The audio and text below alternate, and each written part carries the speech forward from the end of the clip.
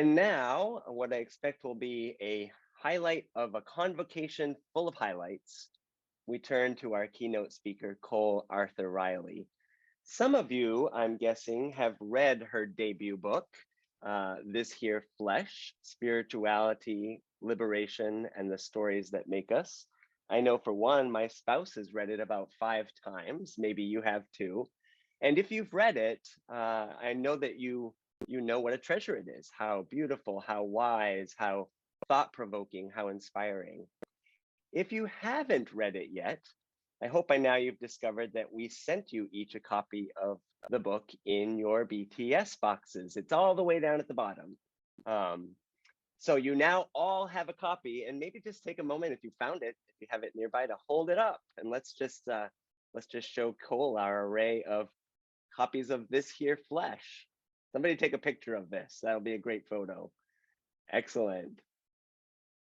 We are now a fan group, officially. If you already have a copy, then you now have an assignment, and that is to pass this one along as a blessing to someone else. Pretty sure not every author's first book becomes an instant New York Times bestseller, but Cole Arthur Riley's has, and I understand why. It is a spiritual memoir, it is contemplative storytelling, it is truth-telling. It is prose that reads like poetry. Cole Arthur Riley is first and foremost a writer. She serves as the spiritual teacher in residence with Cornell University's Office of Spirituality and Meaning Making. I just love that, the title of that center. She's the creator of Black Liturgies that I hope some of you may have found. And that's a space that integrates spiritual practice with Black emotion, Black literature, and the Black body. And a project of the Center for Dignity and Contemplation, where she serves as curator. In thinking about her own formation as a writer and thinker, she credits the influence of Audre Lorde, Octavia Butler, James Baldwin, Thomas Merton, Toni Morrison, Maya Angelou, Dietrich Bonhoeffer, and Julian of Norwich.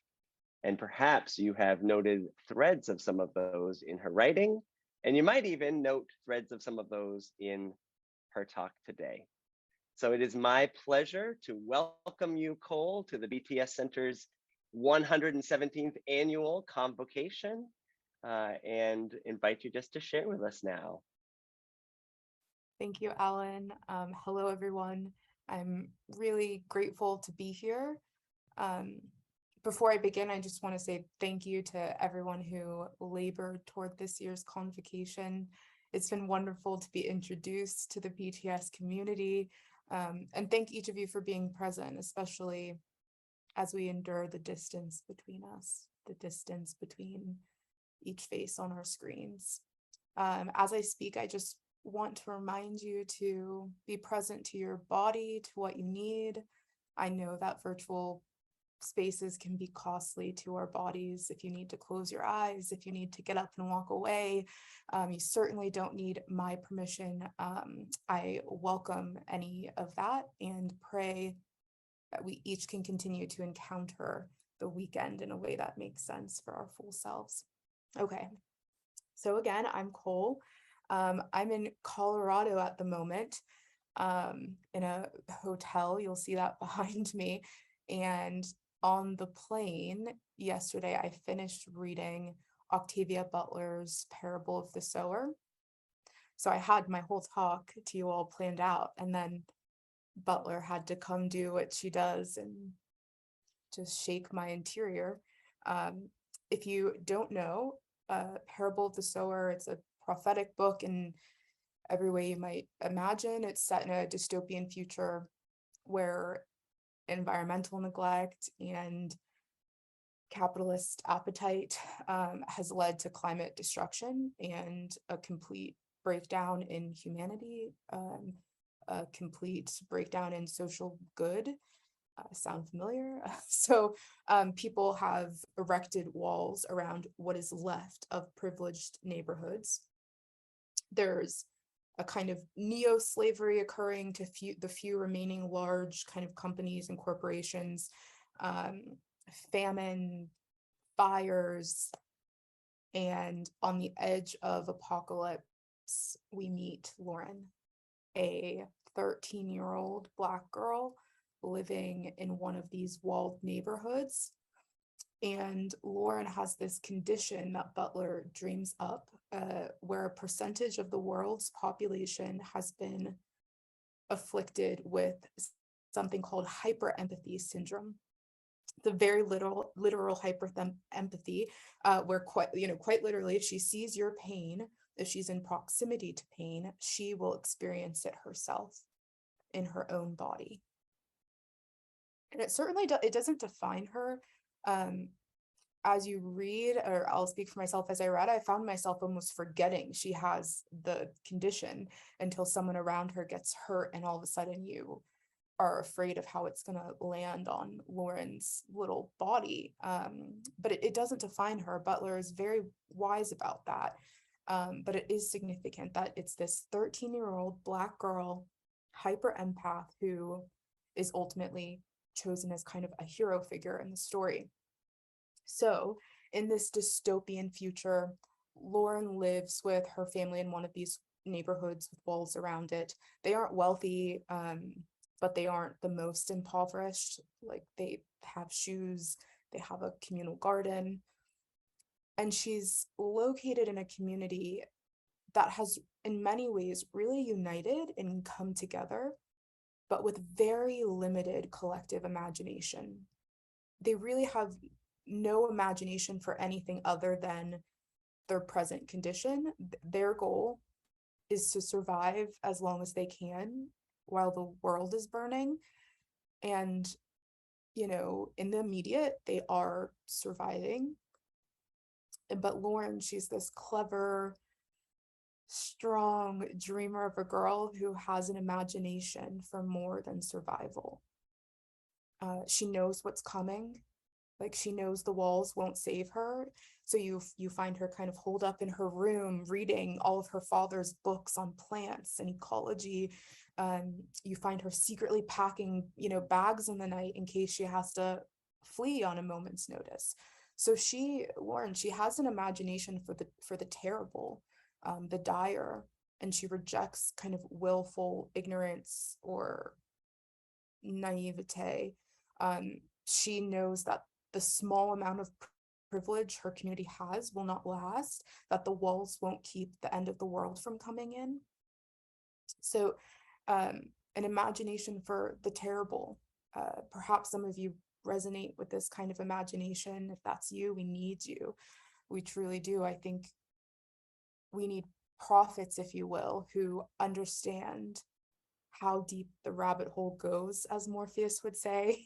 People who see things for what they are and what they will become without intervention, without justice, without liberation. And without this kind of imagination, we perish. I believe that. Here's the thing, I'm one of these people, okay? I possess a rigorous imagination for the terrors of the world. And I can tell you, it also lends itself really well to anxiety, to a sense of helplessness in me, and even despair.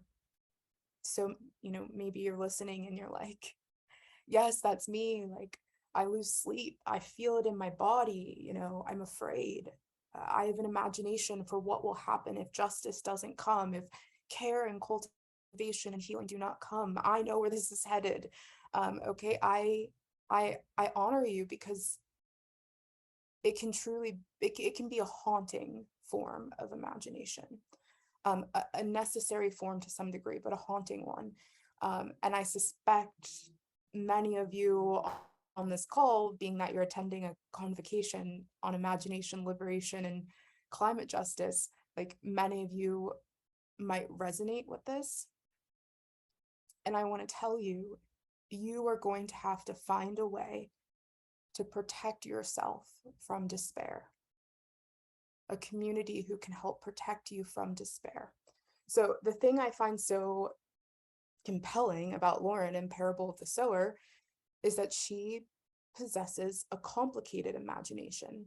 So for terror and pain, yes, but also one of beauty and flourishing. So it begins with the title itself, Parable of the Sower. Lauren is a sower. She's dreaming up a new way. She's researching plants and learning about the land, imagining ways to build a more liberating society. She takes this journey and she's literally carrying seeds with her throughout it all to plant when she gets to where she's going. Who's thinking about sowing in the midst of an apocalypse? And arguably one of the more controversial aspects of the book is that Lauren is imagining a new religion. So in her diary, she processes how the religion of her father does not resonate with her. She's quite aware of the role Christianity has played in the downfall of society and the destruction of the earth. And very early on, she says, "My God has another name." And it's a chilling but beautiful line in its simplicity. My God has another name. And she goes on to start dreaming up this new spirituality called Earth Seed, if you hear the shalom in that. Now, some of us may be quite critical of anyone, especially a 13-year-old dreaming up a new religion, but in its controversy, I think Butler is forcing each of us to ask, how far are you willing to go? Are you content to suck up or inherit a kind of spirituality that disregards the dignity of every person and piece of creation for the sake of tradition? Or will you cling to imagination for something more, a deeper spirituality still? And what imagination does it take to dream up a new form for your own spirituality? I find it absolutely admirable and mysterious. So Lauren and eventually her followers begin dreaming up new traditions, new rituals that speak to them. Some so beautiful. I won't spoil too much, because I would love for some of you to read this book, but she does eventually leave the walled community that she's a part of, and she ventures to find good land. And the land they find, like most land, is at this point is dead or on the brink of death, and they decide to stay and resurrect what they can.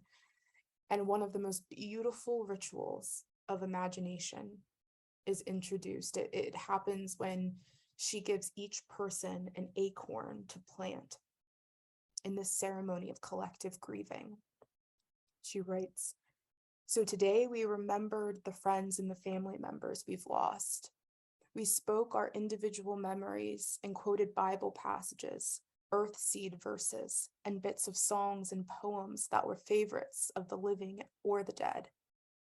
Then we buried our dead and we planted oak trees. Afterward, we sat together and talked and ate a meal and decided to call this place Acorn."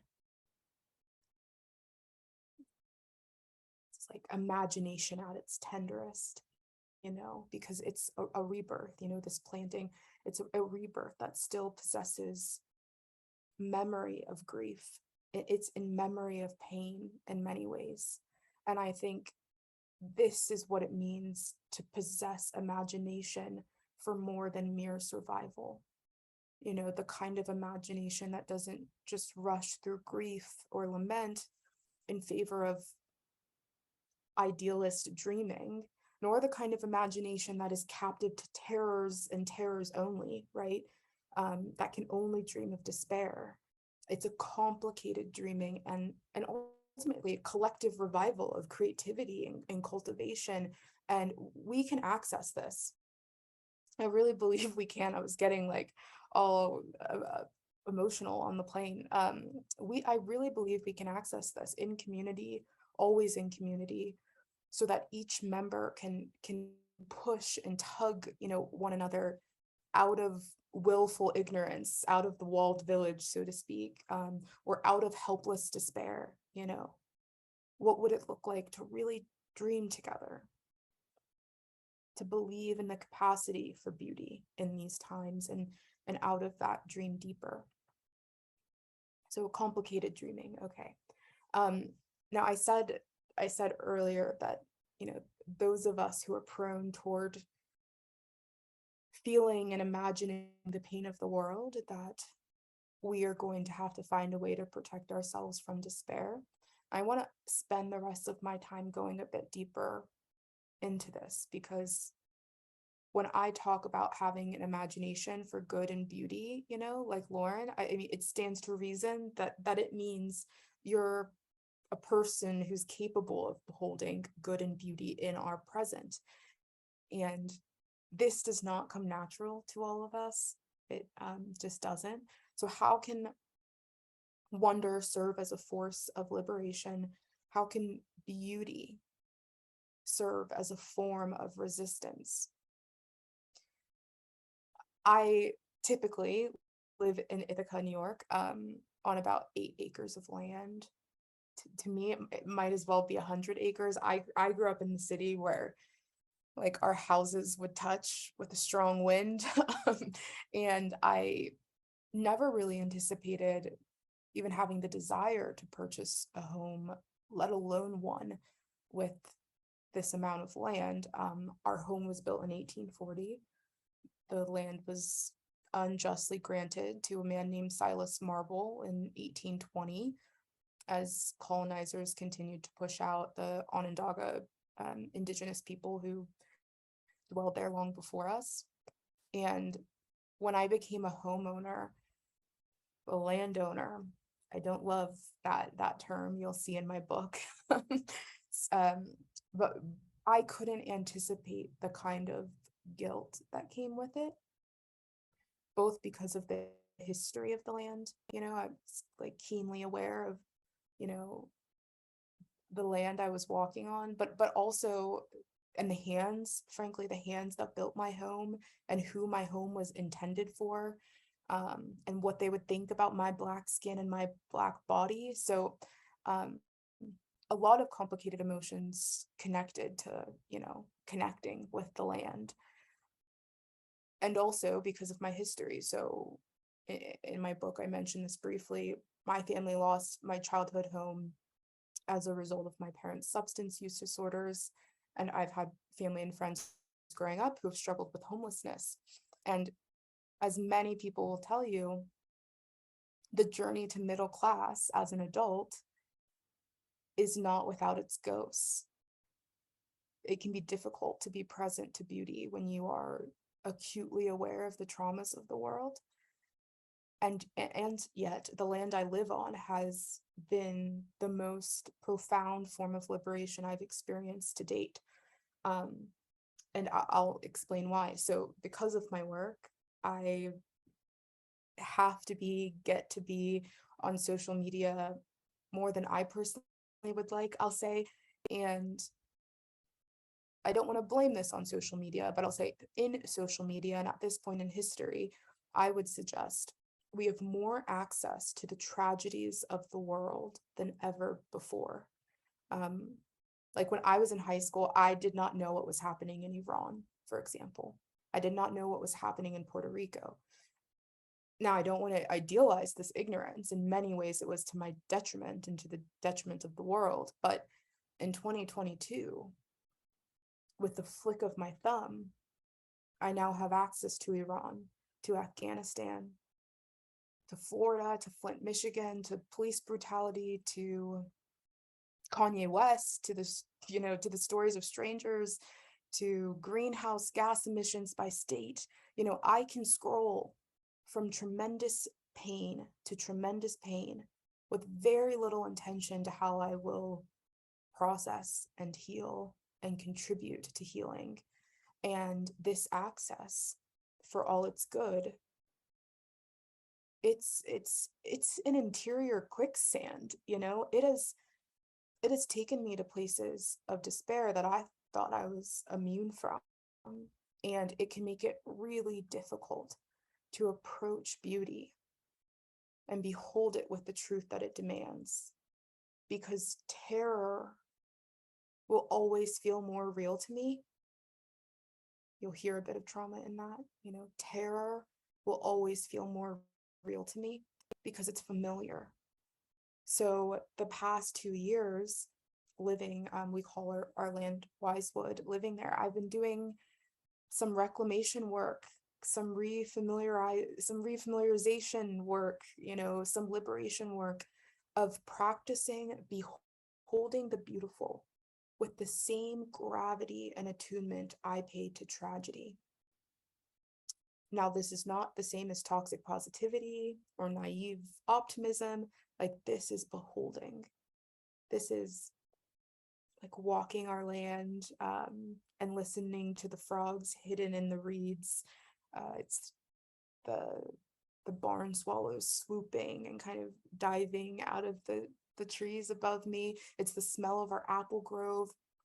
But it's not confined to this very limited and frankly privileged experience of beauty. I think it's also in the mundane. It's in the very human, the look on a child's face when they see themselves in a mirror,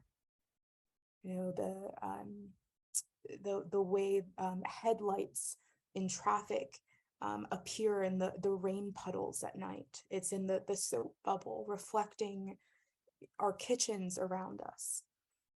This beholding, this fidelity to beauty, I've come to believe is no small form of salvation.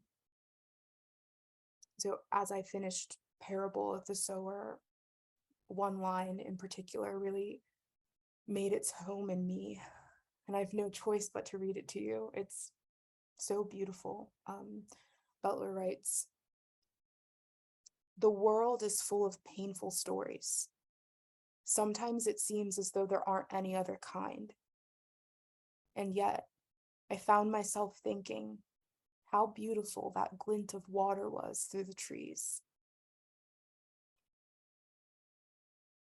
It's like on the edge of apocalypse, it's a moment of defiant beauty. How beautiful that glint of water was through the trees. And it's a testament, I think, to how wonder can sustain us as we seek liberation. I'd like to end by reading an excerpt from my book. I hope that's okay. I often feel like I can write a thing much better than I can speak it. And since you have my book, you'll find this in the chapter called Wonder. I'm sorry, I don't actually know what page it's on. Practicing wonder is a powerful tool against despair. It works nearly the same muscles as hope, and that you find yourself believing in goodness and beauty, even when the evidence gives you every reason to believe that goodness and beauty are void. This can feel like a risk to those of us who have had our dreams colonized, who have known the devastation of hope unfulfilled. I once heard the Japanese artist Mako Fujimura say, "The most courageous thing we can do as a people is to behold."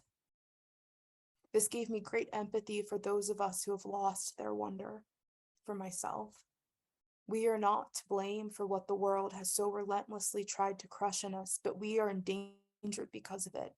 Swiss theologian Hans von Balthasar writes, "Our situation today shows that beauty demands for itself at least as much courage and decision as do truth and goodness, and she will not allow herself to be separated and banned from her two sisters without taking them along with herself in an act of mysterious vengeance. We can be sure that whoever sneers at her name as if she were the ornament of a bourgeois past, whether he admits it or not, can no longer pray, and soon will no longer be able to love." When we grow accustomed to neglecting beauty, we eventually become creatures of hatred. We lose our imagination, a virtue to which wonder is helplessly tied. Why care for barren land? Why advocate for justice in a system predicated on injustice? We become so accustomed to that bitter taste that we can taste nothing else. When we wonder, we loosen the cords that restrain our love. And the people most in love with a thing are prone to become its fiercest protectors. So may you fall in love again and again with the face of beauty, and may that beauty keep you from the captivity of despair and usher you into dreaming. And in our collective beholding, may we become faithful protectors of every person and piece of creation, including the earth that trembles beneath our feet. I'll leave you with these prophetic words once again from Octavia Butler. The world is full of painful stories. Sometimes it seems as though there aren't any other kind. And yet I find myself thinking how beautiful that glint of water is through the trees. Thank you for listening. Peace.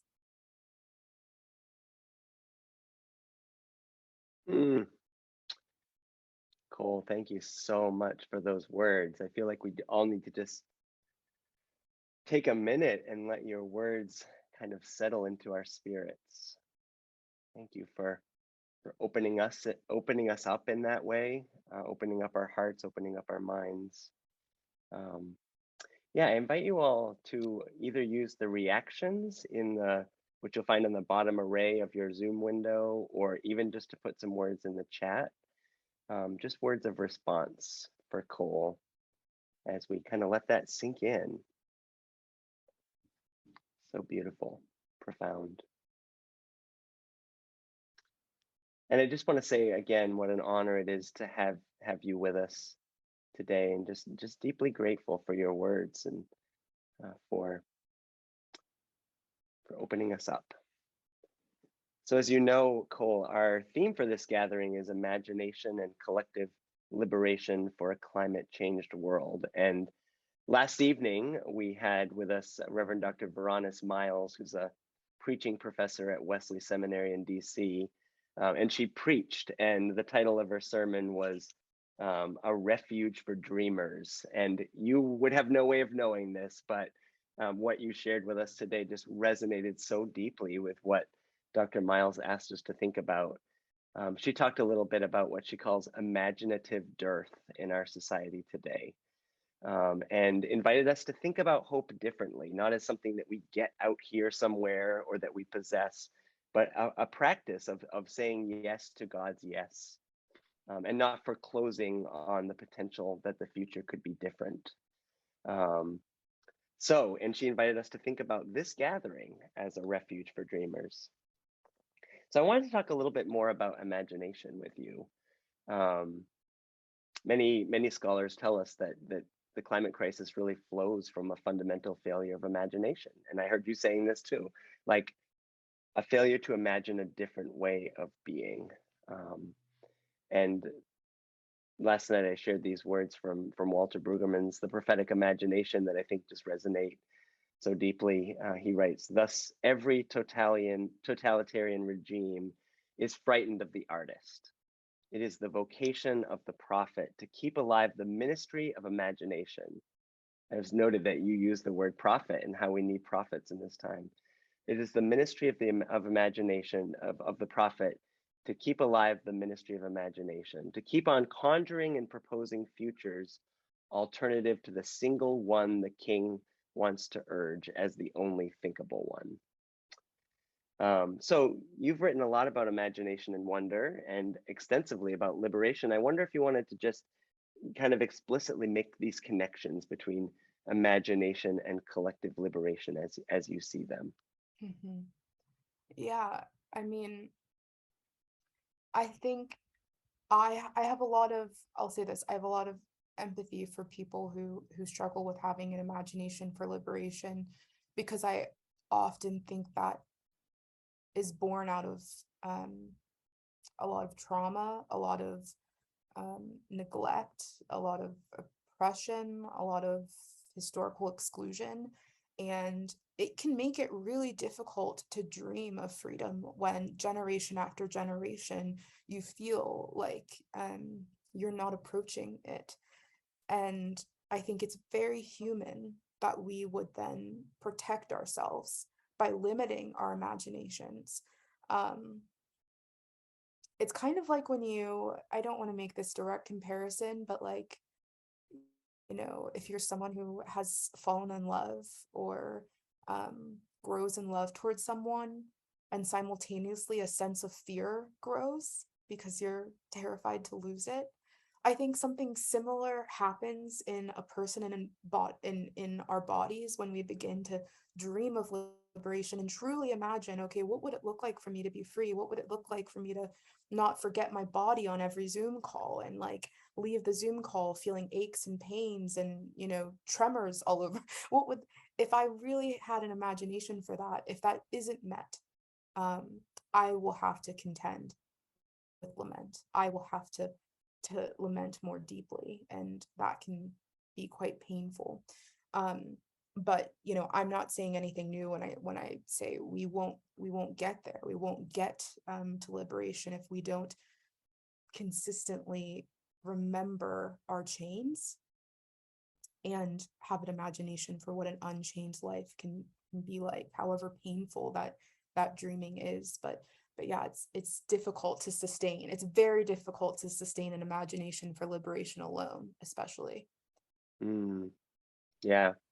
You mentioned in your talk that how important it is to do this in community.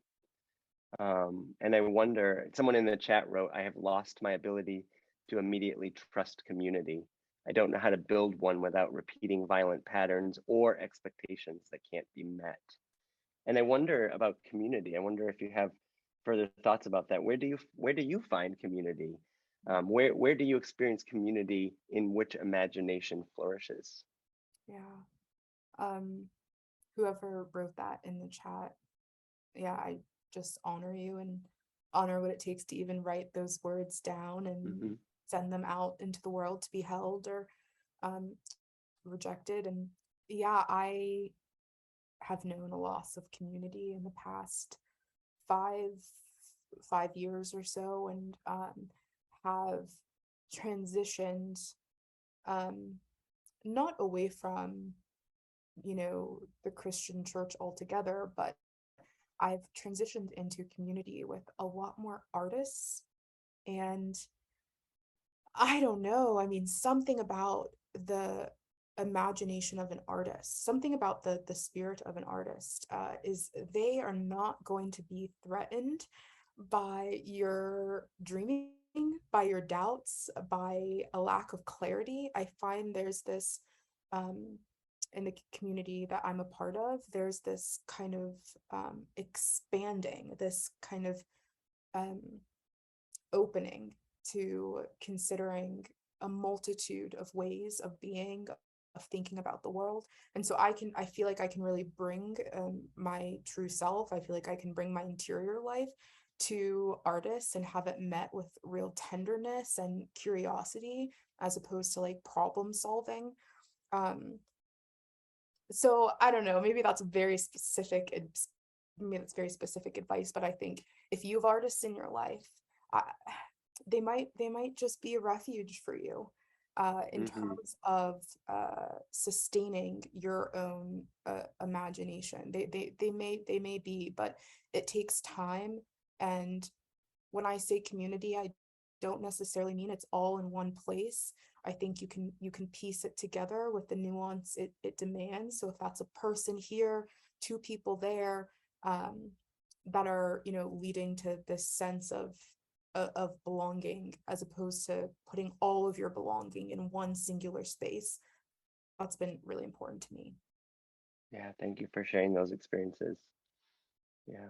So shout out to the artists, the poets, the music makers, the dreamers in our midst. And may we become those for others. Yeah.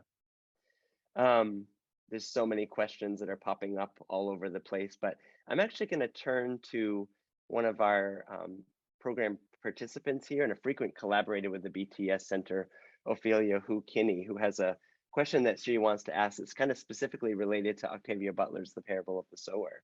Ophelia. Thanks, Alan. Thank you so much, Cole, for honoring us with your presence and your wisdom today. I've been a huge fan, seems like a really superficial word, but I've been a really big fan of your work for a long time, so thank you. I really appreciate the many both ands that you alluded to in your talk, and a specific parable of the sower related question. I'd love to know if anything about Lauren's decisions or those of her community helped you to become a better friend to your own haunting, anxiety producing imagination. So a lot of nods in the room. So that is my question to you. Thank you.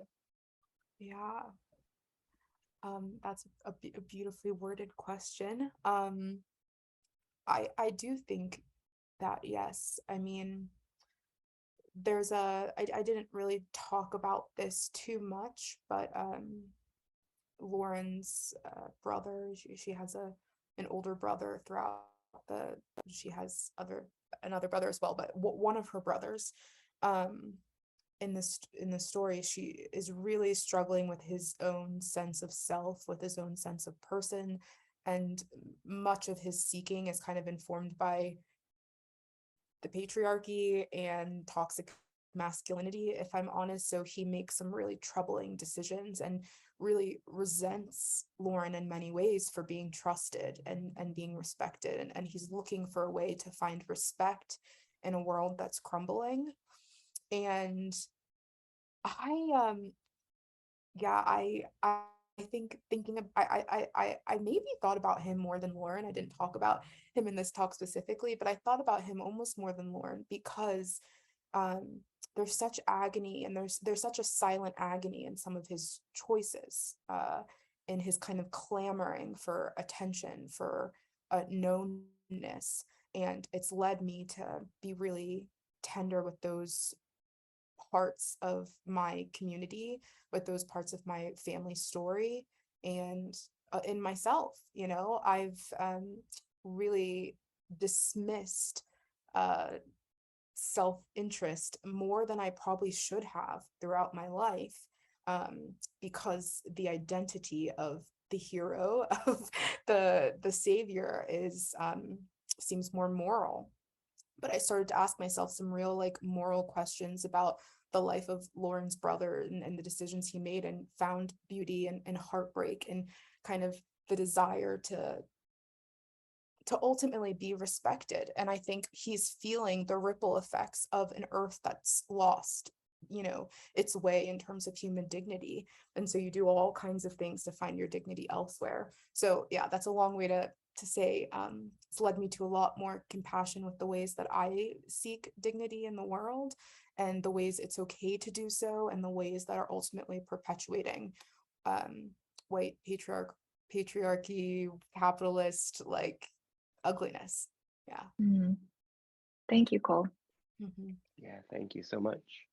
So there are a few questions that have come up in the chat box that relate to wonder. So if we could turn to wonder again for a moment, I'm going to put two questions kind of together, and you can see what resonates. Eileen asks, is there a relationship between wonder and vulnerability? So that's one question. Is there a relationship between wonder and vulnerability? And Preeta asks, how can wonder overcome trauma and risk adversity?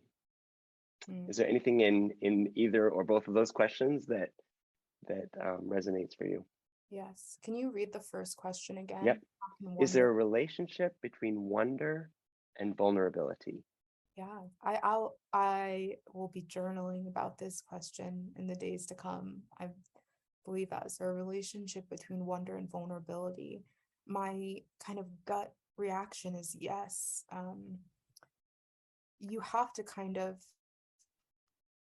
I don't want to offend anyone with language of smallness, because I know that's been wielded against certain people in complicated ways. But there's a quality to wonder that I think requires us sometimes to become small.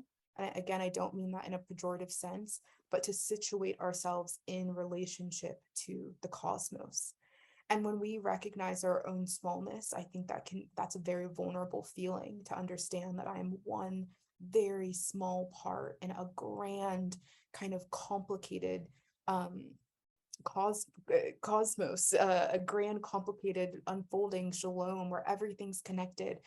When I really wonder well, I often find my sense of self-importance shrinking, and what's the opposite of vulnerability? If it's almost like this inflation of, like, I don't want to be harmed, I'm tough, I'm strong, I'm big, and wonder, I think, often doesn't ask us to shrink ourselves, but again asks us to situate ourselves in relationship with other aspects of the earth, in relationship with other aspects of the world. And I think that's an incredibly vulnerable feeling to do that. And but yeah, I will be thinking about this question, I feel like, all day.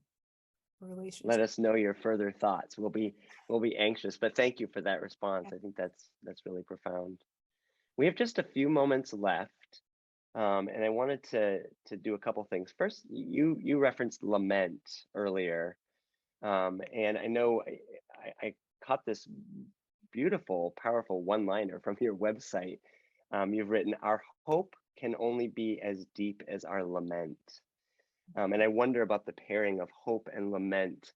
The Hebrew scriptures are full of lament, the Psalms of lament, the whole book of Lamentations. And I think that lament is a practice that really grounded communities for generations.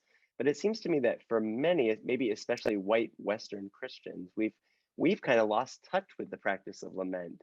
And it seems to me, in a climate changed world, we need to re-engage with lament. It's a practice that we need as, ecosystems collapse and sea level rises and drought and hurricanes and floods. There's just so much pain and suffering. So I wonder if you have thoughts about accessing lament and this idea that our hope can only be as big as our lament. Mm-hmm. Yeah, I mean, I resonate with what you said, and I think white Western, specifically Christian culture, is quite infatuated with heroism, with saviorism. It's in our art. It's in the American Western film. Nothing against all Westerns, but there's this cultural kind of amplification of the hero that does not lend itself well to lament. Like, the hero is not permitted the luxury to pause and weep on their journey. They get up and they problem solve and they fix it, or they pick themselves up by their bootstraps.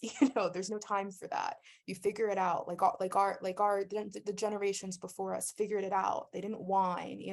There's this kind of hardened hero complex that can be really amplified in the art that we consume in the white Western Christian cultures, that I think makes it difficult to lament. It's made us very terrified of sad feelings, very terrified of things that don't resolve, right? You see that on social media. We don't like things that don't resolve. We want the clean.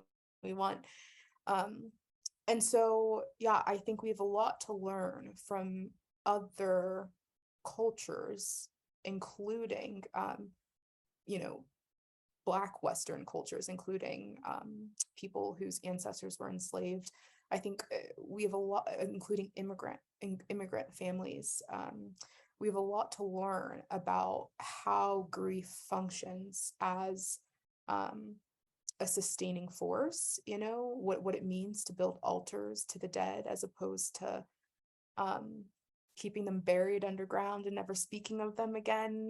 That's more metaphoric than literal, but we have a lot to learn from people who are capable of lament. And I think, if you think that you're practicing hope well, but you find your lament quite shallow, I think that's probably a bit of delusion, or at least an illusion of dreaming. If you're dreaming, if your imagination, you feel like that's so rich, but my lament just isn't deep, I would suggest that you would really ask yourself, is it imagination that you're experiencing, or is it toxic positivity? Is it optimism? Because I think in order to temper those things, we really are responsible for contending with the pain of the world in a serious way. We can't be dreamers without history. You know, we can't be dreamers who lack memory, you know, and memory can be quite painful and demands lament in its own right. Amen. Thank you. Thank you for that response. We're just about out of time, but I wondered if, in closing, if you wanted to just say a word about Black liturgies and where people can find it, and what your hope for it is. Sure. I have this project called Black Liturgies, where I connect themes of, you know, Black emotion and Black literature and Black embodiment with liberating spirituality. And it's on Instagram mostly, at Black Liturgies. It's also posted to my Facebook, which is, I think, like at Cole Arthur Riley or something. So if that speaks to you, feel free to join the community, join the conversation, and I'll be happy to engage with you. Send me a DM and say, I was at the VTS convocation, and I'll be Nice. happy to exchange words with you. Nice. Cole, let me just say again, thank you so much for writing this book. Thank you for sharing your wisdom in so many ways and so many places.